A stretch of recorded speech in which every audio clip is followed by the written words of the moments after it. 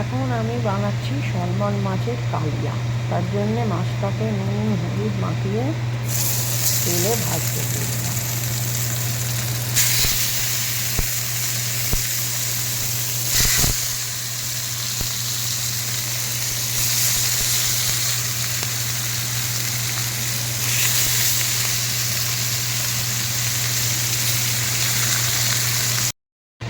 মাছ ভাজা হয়ে গেলে ওই তেলের মধ্যেই দিয়ে দিচ্ছি কুচিয়ে রাখা টমেটো।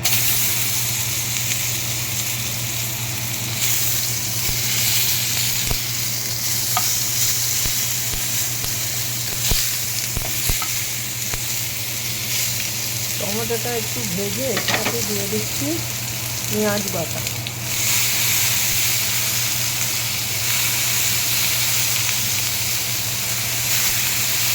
তার সাথে দিয়ে দিচ্ছি একটু আদা রসুন বাটা।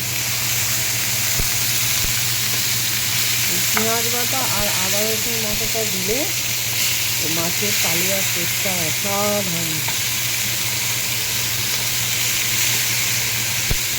এবার এর সাথে দেবো একটু গুঁড়ো মাছ,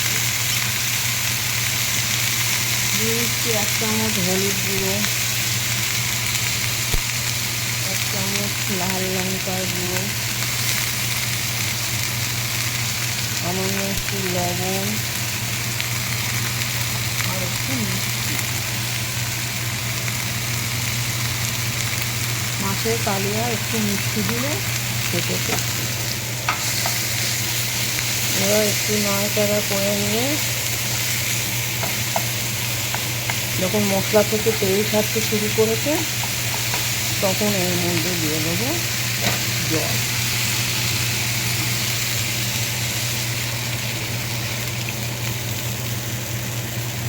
ফুটে গেলে এর মধ্যে দিয়ে দিলাম কুচনো ধনেপাতা, তার সঙ্গে ভেজে রাখা মাছগুলো।